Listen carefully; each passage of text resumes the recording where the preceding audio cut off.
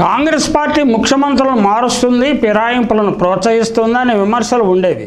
కానీ బీజేపీ అతనికన్నా మిన్న ఆచంట మల్లన్న అనే స్థాయికి వెళ్ళిపోయింది. 2014 నుంచి మోడీ షాలు నేతృత్వంలో 9 రాష్ట్ర ప్రభుత్వాలను కూలగొట్టారు. అవి ప్రతిపక్ష ప్రభుత్వాలు. వాటిని కూలగొట్టి బీజేపీ ప్రభుత్వాలను ఏర్పాటు చేసుకున్నారు. తాజాగా హర్యానాలో బీజేపీ ముఖ్యమంత్రి మనోహర్ లాల్ ఖట్టార్ను పదవి నుంచి దించి నాయబ్ సింగ్ సైనీని ముఖ్యమంత్రి చేశారు. ఇది ఒకే రోజులో జరిగిన ఆపరేషన్. అది బీజేపీ చాలా పకడ్బందీగా చేసింది.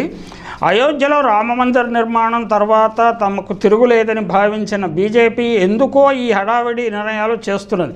దానికి కారణాలు లేకపోలేదు. 2019 లోక్సభ ఎన్నికల్లో హర్యానాలో మొత్తం 10 సీట్లను బీజేపీయే గెలుచుకుంది. 2024లో మళ్ళీ 10 సీట్లలోనూ పోటీ చేయాలని అనుకుంటున్నది. అయితే ప్రభుత్వంలో భాగస్వామి అయిన జననాయక్ జనతా పార్టీ నాయకుడు దేవీలాల్ మునిమనమడు ఆయన దుష్యంత్ చౌతాలా తమ పార్టీకి కనీసం 2 సీట్లు కేటాయించాలని కోరుతున్నాడు. అందుకు బీజేపీ సిద్ధంగా లేదు. దీనితో దుష్యంత్ చౌతాలా ప్రభుత్వానికి దూరంగా జరిగారన్న ఒక ఇంప్రెషన్ క్రియేట్ చేశారు. దానితో సీఎంను మార్చేసి కొత్త ముఖ్యమంత్రిని ఎంపిక చేశారు. ఇది పైకి చూపిస్తున్న కారణం. నిజానికి హర్యానాలో బీజేపీ పరిస్థితి అంత సంతృప్తికరంగా లేదు. జాట్ రైతులు కేంద్ర ప్రభుత్వం మీద, రాష్ట్ర ప్రభుత్వం మీద కత్తులు నూరుతున్నారు. ఈ ఆగ్రహం 2 నెలల్లో వచ్చే పార్లమెంటు ఎన్నికల్లోనూ 7 నెలల తర్వాత వచ్చే హర్యానా అసెంబ్లీ ఎన్నికల్లోనూ ప్రతిబింబించే ప్రమాదం ఉంది. దానితో హుషారైన బీజేపీ నాయకులు ముఖ్యమంత్రిని మార్చేసే నాటకానికి తెరతీశారు. ఓబీసీ కులానికి చెందిన నాయబ్ సింగ్ సైనీని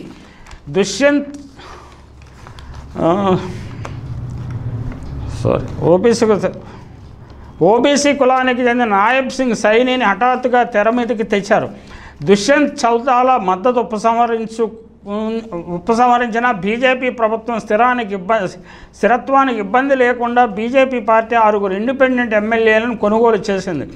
2014 తర్వాత హర్యానా రాజకీయాల్లో బీజేపీ ప్రబల శక్తిగా మారింది. అయితే హర్యానా ఓటర్లు, ముఖ్యంగా జాట్ ఓటర్లు లోక్సభకు ఒక విధంగానూ, అసెంబ్లీకి మరో విధంగానూ ఓటు వేస్తుంటారు. 2019 పార్లమెంటు ఎన్నికల్లో మొత్తం 10 పార్లమెంటు సీట్లు 58% ఓట్లతో గెలుచుకున్న బీజేపీకి అసెంబ్లీ ఎన్నికల నాటికి ఓట్ల శాతం 36కు పడిపోయింది. అంటే ఓట్ల శాతం 7 నెలల కాలంలో 22% పడిపోయింది.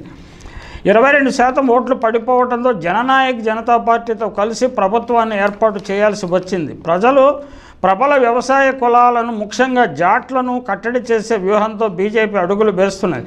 ఖట్టార్ కానీ సైనీ కానీ జాట్ కులానికి చెందిన వారు కారు.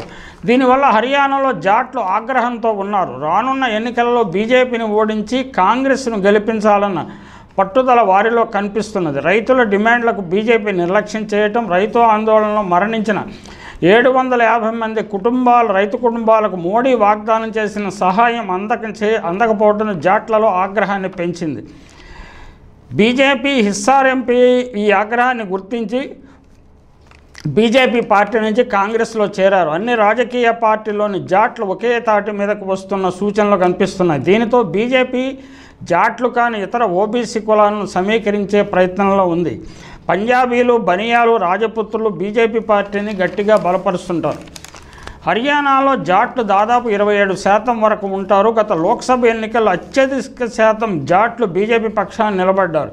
మోడీ మీద అభిమానంతో పాటు పుల్వామా రగిల్చిన దేశభక్తి వంటివి బలంగా పనిచేశాయి. హర్యానాలో చాలామంది సైన్యంలో పనిచేసి పదవీ విరమణ చేసి వేరే వృత్తులు చేసేవారు ఉంటారు. కానీ ఈ మారు రైతు ఆందోళన, మహిళా మల్లయోధుల నిరసనలు, మద్దతు ధర ఉద్యమాలు సహా చాలా కారణాలతో అధిక శాతం జాట్లు బీజేపీ పట్ల అసంతృప్తిగా ఉన్నారు. ఖట్టర్ మీద మరీ కోపంగా ఉన్నారని తేలిపోయింది. జాట్లు ఈ మారు కాంగ్రెస్ వైపు చూస్తున్న నేపథ్యంలో జేజేపీ జననాయక్ జనతా పార్టీ కలిసి సాగితే ఇరువురికి నష్టమే కనుక విడిపోయి బాగుపడాలని 2 పార్టీలు అనుకుని ఉంటాయి.